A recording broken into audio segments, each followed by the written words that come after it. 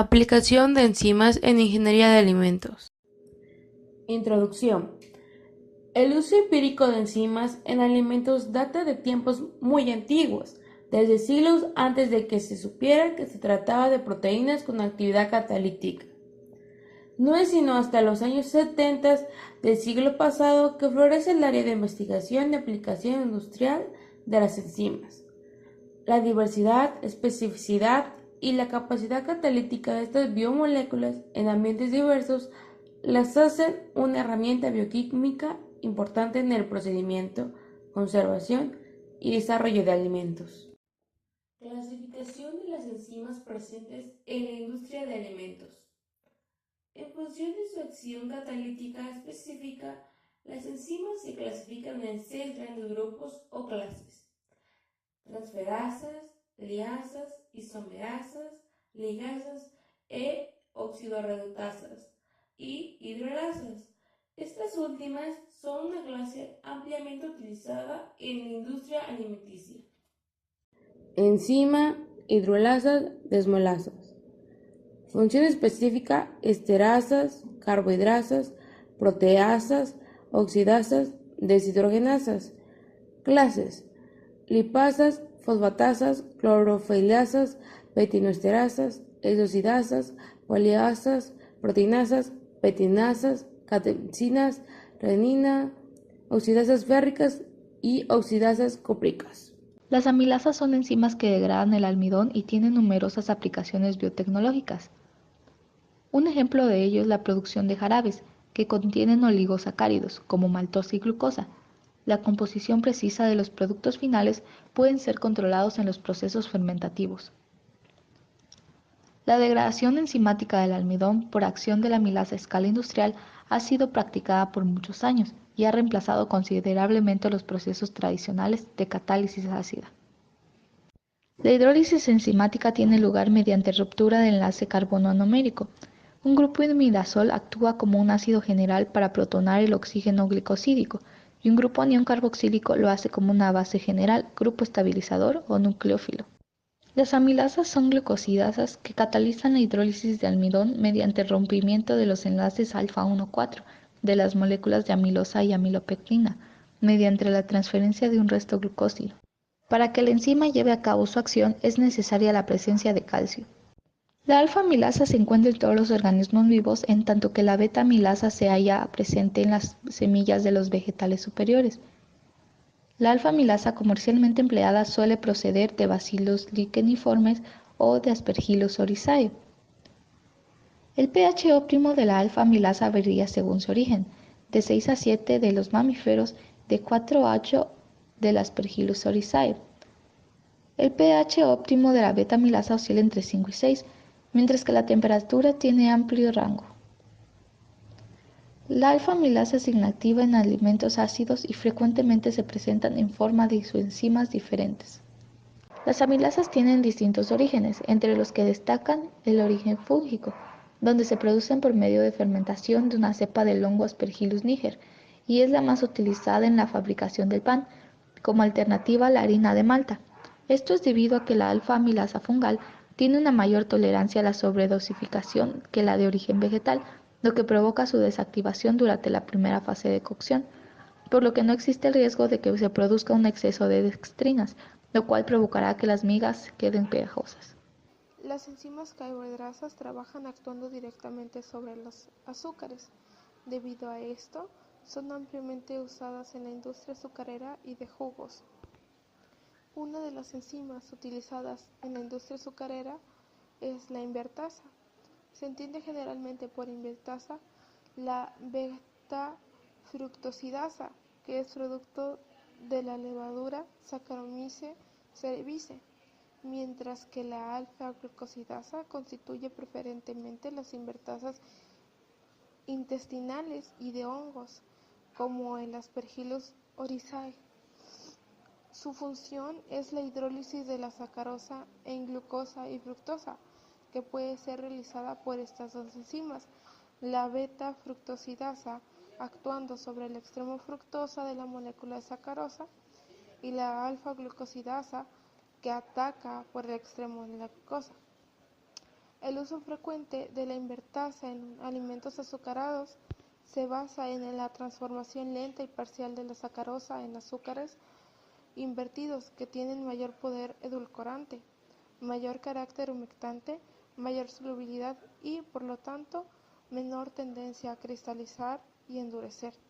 De esta manera, actúan como un agente reblandecedor de los alimentos azucarados, con tendencia a cristalizar la sacarosa y evaporar agua, lo que afecta su aspecto y consistencia.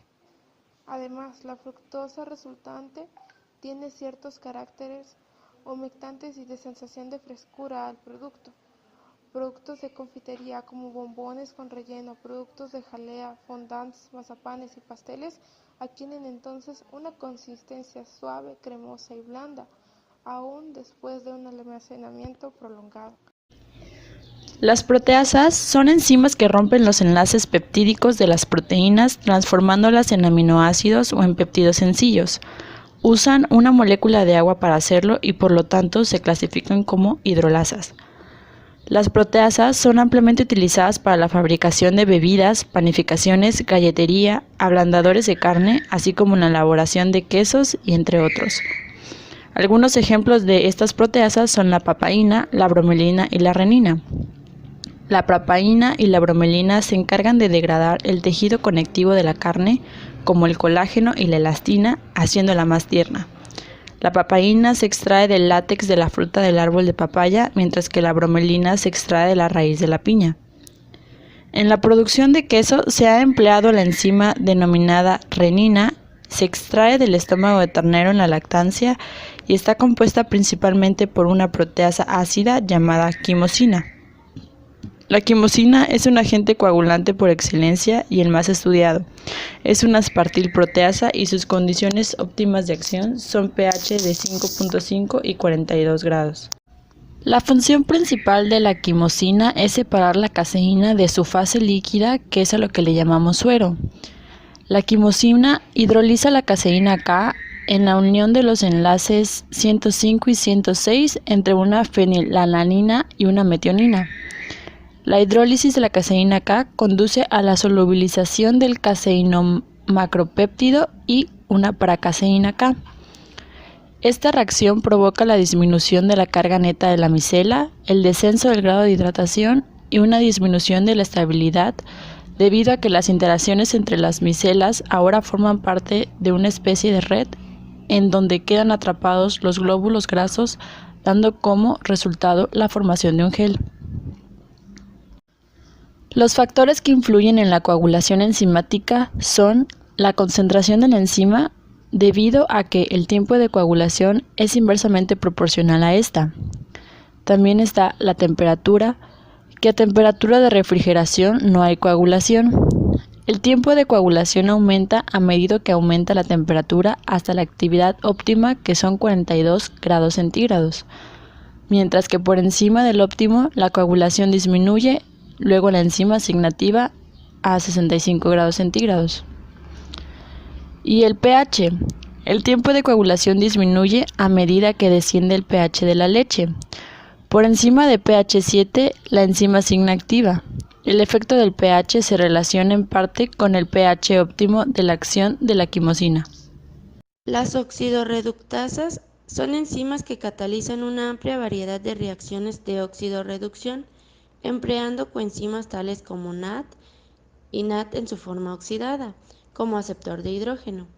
En estas entran las deshidrogenasas, reductasas, oxidasas, oxigenasas, hidroxilasas y catalasas. Más específicamente, las deshidrogenasas son las que tienen como actividad general la eliminación del hidrógeno de tal manera que el sustrato sobre el que actúan quede oxidado y normalmente aparece con un doble enlace de oxígeno al carbono. Como se aprecia en la siguiente tabla, las enzimas deshidrogenasas tienen usos variados en la industria alimentaria. Por ejemplo, el limonato deshidrogenasa elimina el amargor en cítricos causado por la limonina y es usado en la industria de frutas y verduras.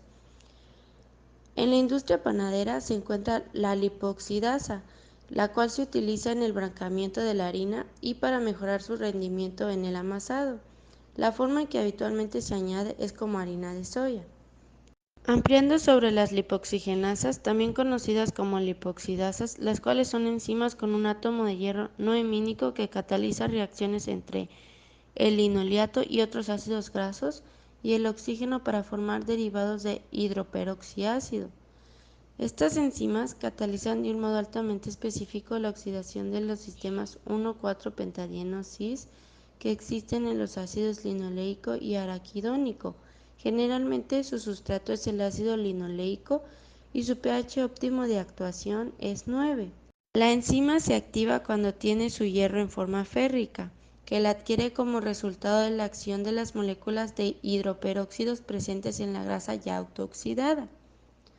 Bajo esta condición es capaz de arrancar un electrón de un doble enlace no conjugado para volver a su forma natural y dejar un catión radical. Esto es porque se sabe que el proceso se inicia con la formación de radicales libres. Después, por medio de un sistema de reacciones en cadena, provoca la oxidación del ácido graso correspondiente. Esto se admite como la serie de reacciones indicadas en la siguiente imagen. El mecanismo de formación de los hidroperóxidos en un principio localiza sus puntos activos en el carbono vecino al doble enlace. Posteriormente se produce una tautomería acompañada de una conversión a la forma trans de ese doble enlace. Esto es en presencia del oxígeno, pues la enzima sigue el mecanismo oxidativo. Su actividad enzimática se puede inhibir en presencia de antioxidantes.